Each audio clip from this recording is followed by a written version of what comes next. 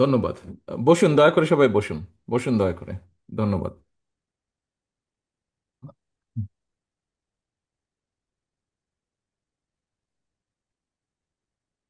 বিসমিল্লাহির রহমানির রহিম। আমাদের প্রতিদিনের আলোচনায় সাধারণত পুরা ভাগ জুড়েই থাকে। আমরা যেহেতু রাজনীতি করি, এখানে রিজভী সাহেব উপস্থিত আছেন, সহ আরো দু একজন আছেন। আমরা যারা রাজনীতি করি, আমাদের প্রতিদিনের আলোচনা জুড়ে সাধারণত থাকে গণতন্ত্র, গণতান্ত্রিক ব্যবস্থাপনা, মানুষের অধিকার, মানুষের বিষয়ে, এইসব বিষয়গুলি সাধারণত প্রাধান্য পায়। তবে আজকের এই সম্পূর্ণ আলোচনা বা অনুষ্ঠানটি সম্পূর্ণভাবে, সামগ্রিকভাবে পুরো অনুষ্ঠানটি একদমই ব্যতিক্রম। আজকে আপনারা যারা এখানে বক্তব্য রেখেছেন, প্রত্যেকের বক্তব্যের মধ্যেই প্রাধান্য পেয়েছে আহ, বাস্তুতন্ত্র বা ইকোসিস্টেম, এবং মানবেতর প্রাণীর যে অধিকার, যে প্রসঙ্গগুলি, সেই বিষয়গুলো, প্রাণী বিষয়ক আজকের এই ব্যতিক্রমধর্মী যে আমাদের আজকের এই অনুষ্ঠান, এই অনুষ্ঠানের সম্মানিত সভাপতি জনাব আদনান আজাদ, মঞ্চে উপস্থিত সম্মানিত নেতৃবৃন্দ, সামনে উপস্থিত পেট লাভারবৃন্দ, উপস্থিত সকল সম্মানিত উপস্থিতিবৃন্দ, আসসালামু আলাইকুম। প্রাণী, বন্য বা প্রাণী কিংবা পশু পাখি, এইসব প্রাণীকে আমরা যেভাবেই, যে নামেই ডাকি বা চিনি বা তাদেরকে বলি না কেন, মোটা দাগে যদি বলি, এইসব প্রাণীকুলের মধ্যে এক ধরনের প্রাণী রয়েছে যাদের আবাস বা নিবাস কিংবা খাবারের সরাসরি ব্যবস্থা সাধারণত মানুষ করে থাকে। আর যেসব প্রাণী বন্য প্রাণী হিসাবে চিহ্নিত, সেই সব প্রাণীগুলো নিজেরাই নিজেদের আবাস কিংবা খাবারের ব্যবস্থাগুলো করে থাকে। আহ, এইসব প্রাণীর জন্য বাস্তুতন্ত্রের সংরক্ষণ এবং নিরাপত্তা বিধান আসলেই অত্যন্ত জরুরি। সম্মানিত উপস্থিতিবৃন্দ, শুধুমাত্র মানবিক কিংবা সামাজিক কারণেই নয়, সৃষ্টিকুলে পশু পাখি প্রাণীর কথা সকল, আমাদের সকল ধর্মেই, শুধু ইসলাম ধর্ম নয়, ইসলাম ধর্ম ছাড়াও অন্যান্য সকল ধর্মেই কিন্তু ধর্মীয়ভাবে গুরুত্বের সঙ্গে বলা হয়েছে। কয়েকজন বক্তা তাদের বক্তব্য তুলে ধরেছেন। প্রাণী জগৎকে প্রকৃতি এবং পৃথিবীর সৌন্দর্যের প্রতীক হিসাবেও কিন্তু চিহ্নিত করা হয়েছে। সেটি ধর্মের অবস্থান থেকেও করা হয়েছে। বিভিন্ন মনীষীও বিভিন্ন সময়ে সেটি তাদের বক্তব্যে তুলে ধরেছেন। পবিত্র কোরআনে বিভিন্ন প্রাণীর নামে বেশ কিছু সূরা আছে, সূরার নামকরণ করা হয়েছে। আল্লাহ তাআলা বলেছেন কোরআনে, একজন বক্তা বলেছেন, আমি তার কথার সূত্র ধরেই বলতে চাই, যে প্রাণীকুল সৃষ্টির অন্যতম কারণ হলো এগুলোতে তোমরা আরোহণ করে থাকো, আর এগুলো সৌন্দর্যের প্রতীক। এছাড়াও কিন্তু বলা হয়েছে পৃথিবীতে বিচরণশীল যত প্রাণী আছে আর যত পাখি দুই ডানা মেলে উড়ে বেড়ায়, তারা সবাই তোমাদের মতন এক এক এক একক জাতি। পশু পাখি কিংবা বন্য প্রাণী, অর্থাৎ সৃষ্টি জগতের প্রতিটি সৃষ্টি একে অপরের জন্য উপকারী। আমাদের বেশ কিছু বক্তা তাদের বক্তব্যে বিভিন্নভাবে কোন প্রাণী কিসের জন্য উপকারী, এমনকি রিজভী আহমেদ সাহেব তার বক্তব্যে একটু বলেছেন কিছুক্ষণ আগে, যখন উনি বন্দি দশায় ছিলেন সেই সময়ও, যে বেজি উনি দেখেছেন, বেজিগুলোকে, সেখানকার যারা কর্তৃপক্ষ ছিল তারা কেন বেজিগুলোকে কোনো ক্ষতি করে না, সেটির কারণ তারা দিয়েছে। তার মানেই ব্যাপারটা দাঁড়াচ্ছে প্রত্যেকটা, মানে জগতের সৃষ্টি একটার জন্য একটা অপরের উপকারী। মানব সমাজের বিকাশে প্রত্যেকটা পশু পাখি কিংবা বন্য প্রাণীর ভূমিকা যে অনস্বীকার্য, আমরা এতক্ষণ আলোচনায় সেটা শুনেছি সকলের কাছ থেকে। আমরা কম বেশি সবাই জানি, কিংবা কেউ কেউ হয়তো ভুক্তভোগীও। সেটা হলো গত কয়েক বছর ধরে এখানে হয়তো অনেকেই হয়তো আছেন সেটার ভুক্তভোগী, আজকে যারা এখানে সামনে উপস্থিত আছেন। গত কয়েক বছর ধরে বাংলাদেশে কিন্তু এডিস, যে মশাবাহিত যে ডেঙ্গু জ্বর, এটা কিন্তু বেশ মারাত্মক রূপ নিয়েছে কখনো কখনো। প্রাণী সংরক্ষণ নিয়ে আপনারা যারা কাজ করছেন, যারা কম বেশি কাজ করেন, আপনাদের প্রত্যেকেরই ধারণা আছে ব্যাঙ কিন্তু এই এডিস মশার লার্ভাটা খেয়ে থাকে। মশার বিস্তারটা রোধ করতে সাহায্য করে ন্যাচারাল উপায়, প্রাকৃতিক উপায়। সুতরাং এই বিষাক্ত মশার বিস্তার রোধের জন্য বিশেষ করে শহরে নগরে ব্যাঙের জন্য নিরাপদ আবাস আমরা এখানে ফড়িং, জোনাকি জোনাকি পোকা, প্রজাপতির বিভিন্ন বিষয় কেন প্রয়োজন, মৌমাছির কেন প্রয়োজন, সেগুলো যেরকম আজকে শুনেছি ঠিক একইভাবে আমি যেটি বলছি এটা অনেকেরই আপনাদের কম বেশি ধারণা আছে যে ব্যাঙের জন্য নিরাপদ যে আবাস অর্থাৎ জলাশয়ে থাকা প্রয়োজন, ঠিক একইভাবে যেরকম ফড়িং বা জোনাকির জন্য প্রয়োজন। এভাবেই কিন্তু মানব সমাজের নিরাপত্তার স্বার্থেই কিন্তু প্রত্যেকটা প্রাণীর, প্রতিটা প্রাণের নিরাপত্তায় প্রয়োজনীয় উদ্যোগ গ্রহণ জরুরি আমাদের। মানুষের অধিকার প্রতিষ্ঠার জন্য যেমন গণতন্ত্রের চর্চা বা সুরক্ষার প্রয়োজন, ঠিক একইভাবে কিন্তু প্রাণীর অধিকার নিশ্চিত করার জন্য বাস্তুতন্ত্রের সুরক্ষা প্রয়োজন। সম্মানিত অতিথিবৃন্দ, সম্মানিত আয়োজকবৃন্দ, international union for conservation of nature and natural resource অর্থাৎ আন্তর্জাতিক প্রকৃতি বা প্রাকৃতিক সম্পদ সংরক্ষণ সংঘের একটি সংস্থা আছে। আহ, একজন বক্তা ওনার বক্তব্যে এই বিষয়টা বলে গেছেন। তারপরে আমি রিপিট করছি যে প্রায় এক দশক আগে তাদের যে রিপোর্ট আছে সেই রিপোর্টে বলা হয়েছে যে এই দেশে ১৬০০-র বেশি প্রজাতি প্রাণী রয়েছে। এই ১৬০০-র ভিতরে প্রায় ৩০০, আমার কাছে আমি যতটুকু জানি, উনি প্রফেসর সাহেব হয়তো আরো একটু কারেক্ট বলতে পারবেন, এর মধ্যে প্রায় ৩৯০টি প্রজাতি কিন্তু বিলুপ্তির মুখে চলে গিয়েছে।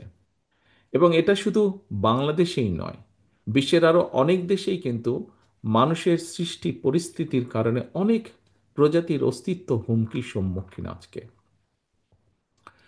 একটি বিশাল একটি প্রিয় উপস্থিতি, আরেকটি বড় বিষয় বাংলাদেশের গর্ব যেটা আমাদের ঐতিহ্যবাহী, ঐতিহ্যের প্রতীক রয়্যাল বেঙ্গল টাইগার, এটিও আজ এখানে আলোচিত হয়েছে। সময়ের সাথে সাথে এই বাঘও এখন মনে হয় বিলুপ্ত প্রজাতির তালিকায় খুব সম্ভব স্থান করে নিচ্ছে। আমার যতটুকু মনে আছে, যতটুকু দেখেছি আমি, ধারণা আছে ৮০-র দশকে বাংলাদেশে সুন্দরবনে বাঘের সংখ্যা ছিল খুব সম্ভবত ৪০০-রও বেশি, প্রায় ৫০০-র কাছাকাছি। সর্বশেষ যেই জরিপটা হয়েছে সেই জরিপে যতটুকু আমার ধারণা আছে সেই বাঘের সংখ্যা কমতে কমতে কমতে এখন ১০০-র কাছাকাছি এসে দাঁড়িয়েছে। হাতির সংখ্যাও এখন কমে ২০০-র নিচে চলে এসেছে বোধহয়, খুব সম্ভব, বা রাউন্ড অ্যাবাউট ২০০-র মতন হবে। ঠিক এইভাবে বাংলাদেশের আরো অনেক প্রাণী কিন্তু ধীরে ধীরে যুক্ত হচ্ছে এই বিলুপ্ত প্রজাতির তালিকায়। জনসংখ্যা বৃদ্ধি, জলবায়ুর পরিবর্তন, আনপ্ল্যান্ড নগরায়ন, নদী জলভূমি ভরাট, বন উজাড় সহ নানা কারণে, যেগুলো এর ভেতরেই আলোচকবৃন্দ আলোচনা করেছেন, নানা কারণে একদিকে জীব বৈচিত্র্য যেরকম হুমকির মুখে পড়ছে, ঠিক একইভাবে বন্য প্রাণী পাচারের ঘটনাও কিন্তু বেশ উদ্বেগজনক হারে কিন্তু বাড়ছে। আর এ সকল কারণেই কিন্তু বন্য প্রাণী, জলজ উদ্ভিদ এবং প্রাণীদের যে আবাসস্থল, এগুলোও কিন্তু সংকটের, অস্তিত্ব সংকটের মধ্যে পড়ছে। খুব সম্ভবত এখানে একজন লয়ার আছেন যিনি এ সকল বিষয় নিয়ে কাজ করেন। ওনার এটা, আমি যে কথাটি এখন বলতে চাচ্ছি, ওনার খুব ভালো বোধহয় ধারণা থাকবে এ বিষয়ে। খুব সম্ভবত প্রাণী কল্যাণ আইন ২০১৯, বন্য প্রাণী সংরক্ষণ ও নিরাপত্তা আইন, জীব বৈচিত্র্য রক্ষা আইন, পরিবেশ উন্নয়ন আইন, পরিবেশ সংরক্ষণ আইন, জলবায়ু পরিবর্তন ট্রাস্ট আইন, সংশ্লিষ্ট বিষয়ে দেশের অনেকগুলো আইন রয়েছে। আহ, ইনশাল্লাহ জনগণের রায় বিএনপি রাষ্ট্র পরিচালনার সুযোগ পেলে পশু পাখি, বন্যপ্রাণী তথা বাস্তুতন্ত্রের নিরাপত্তার জন্য এই আইনগুলোকে আমরা ইনশাল্লাহ সময় উপযোগী করব। এই আইনের অনেকগুলোর প্রয়োজন, পরিবর্ধন প্রয়োজন আছে, সেগুলোকে ইনশাল্লাহ আমরা করব। আমার সাথে কিছুদিন আগে যখন আমি বিষয়টি নিয়ে চিন্তা করেছিলাম, আমি তখন কয়েকজন, তার মধ্যে আজকের সভাপতি আদনান উপস্থিত ছিল। সেদিন আমি প্রথম কয়েকজনের সাথেই আলাপ করেছিলাম যে কি করা যায় এখানে। সেদিন আমি আদনানকে বলেছিলাম যে এই বিষয়গুলোতে আপনারা দয়া করে কাজ করুন এবং আমাদেরকে বলুন যে আমাদের সুযোগ হলে ইনশাল্লাহ আমরা কি কি কাজ করতে পারি। আমি নিশ্চয়ই আমি কোয়াইট শিওর যে নিশ্চয়ই ওনারা আজকে যারা এই বিষয়ে এখানে আছেন, অ্যানিম্যাল ওয়েলফেয়ার যে আমাদের নতুন সংস্থাটি, তার যারা নেতৃবৃন্দ আছেন নিশ্চয়ই এই বিষয়টি নিয়ে তারা কাজ করছেন। সম্মানিত উপস্থিতিবৃন্দ, জীব বৈচিত্র্য রক্ষা, বন্য প্রাণীর নিরাপত্তা বিধানের ক্ষেত্রে আইন, যেটি যেটি বোধহয় খুব সম্ভব এটিও আলোচনা হয়ে গিয়েছে, এখানে একজন বক্তা বলেছেন আইন কিংবা বিধিবিধানের চেয়েও কিন্তু আপনার আমার আমাদের সকলের অর্থাৎ প্রত্যেকটা নাগরিকের সচেতনতা অর্থাৎ কনসাসনেসটা আমাদের যেটা কনসার্ন করা, কনসাস করা মানুষকে, এটা কিন্তু সবচেয়ে বেশি জরুরি।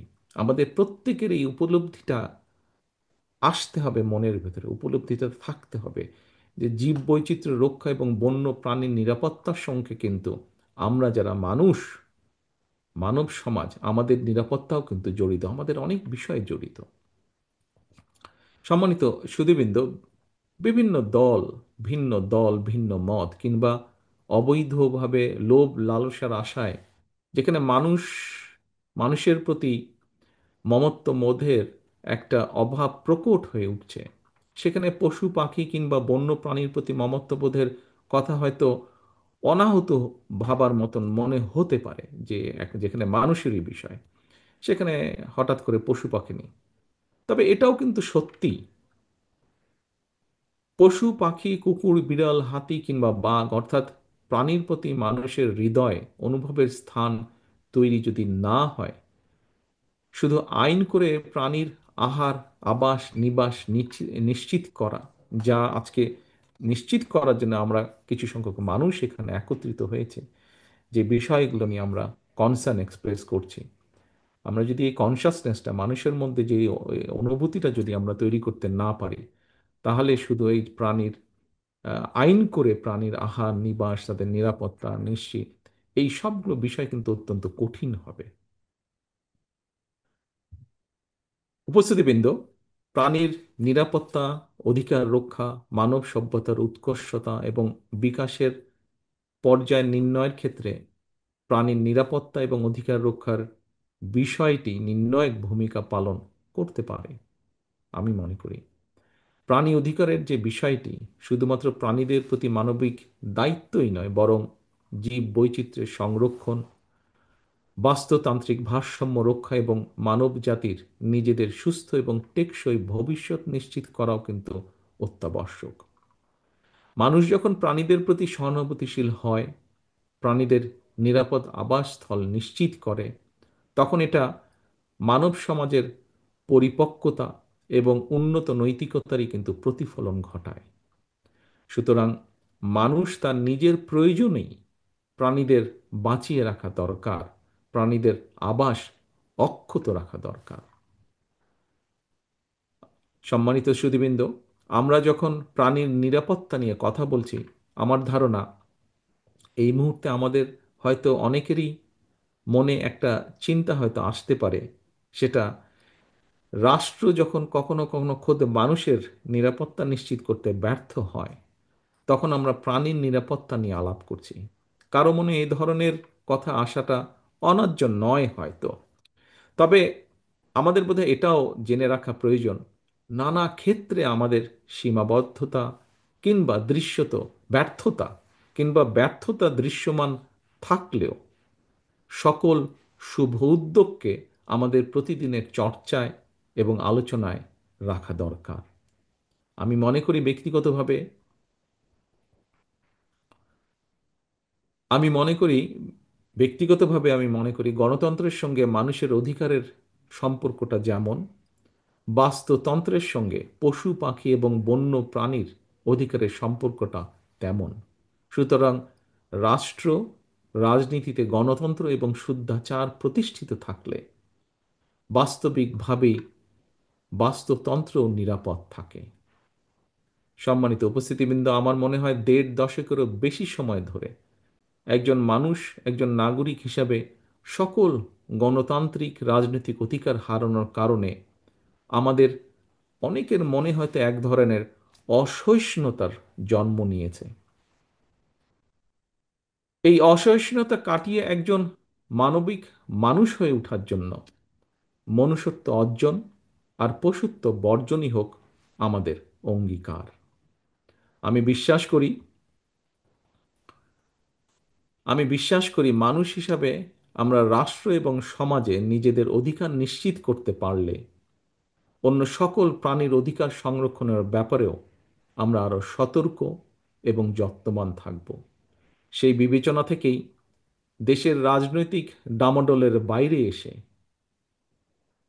পশু প্রাণী প্রাণী প্রেমী কিছু মানুষের আয়োজনের আজকের প্রাণী বিষয়ক এই আলোচনাটি অবশ্যই অর্থবহ এবং অত্যন্ত ভালো একটি উদ্যোগ। দেশের প্রাণীর নিরাপত্তা এবং অধিকার সংরক্ষণের স্বার্থে বাংলাদেশ অ্যানিম্যাল ওয়েলফেয়ার অ্যাসোসিয়েশন গঠন করে সুসংগঠিতভাবে আরও কার্যকর ভূমিকা রাখার ক্ষেত্রে আপনাদের এই চলমান উদ্যোগকে আমি আন্তরিকভাবে সাধুবাদ জানাই এবং আপনাদের আন্তরিক সাফল্য কামনা করি। একই সাথে এখানে আজকের এই অনুষ্ঠানটিকে এবং এই সংগঠনটিকে তৈরি করার জন্য এই সংগঠনের এখানে আলোচনার এসছে, রুমনের বক্তব্যে উঠে এসছে যে কিছু মানুষ একত্রিত হয়ে আপনারা একটি হসপিটাল তৈরির উদ্যোগ গ্রহণ করেছেন। আমি তাদেরকে আন্তরিকভাবে সাধুবাদ এবং ধন্যবাদ জানাই। আমি এখানে ধন্যবাদ জানাতে চাই জাহিদ। জাহিদ আমার এলাকার ছেলে, সেজন্য আমি ওকে আলাদাভাবে চিনি একটু। জাহিদকে আমি ধন্যবাদ জানাতে চাই যে এই অ্যাম্বুলেন্সটির কথা উঠে এসেছে, সেই অ্যাম্বুলেন্সটি আজকে এই সংস্থানটিকে জাহিদ উপহার হিসেবে দিয়েছে। আপনারা এরকম এভাবে যারা আপনারা ছোট ছোট করে হলো অথবা যার যে অবস্থান থেকে আপনারা সহযোগিতা করেছেন এই সংস্থার অগ্রযাত্রা শুরু করার জন্য প্রত্যেককে আন্তরিকভাবে ধন্যবাদ জানাই। পরিশেষে আয়োজকবৃন্দকে আবারও ধন্যবাদ জানাই। এই যাত্রায় আমাদের স্লোগান হোক প্রাণ বাঁচাও প্রাণী বাঁচাও, দেশ হোক সকল প্রাণের নিরাপদ আশ্রয়স্থল। এই প্রত্যাশা রেখে আজকের বক্তব্য শেষ করছি। আসসালামু আলাইকুম।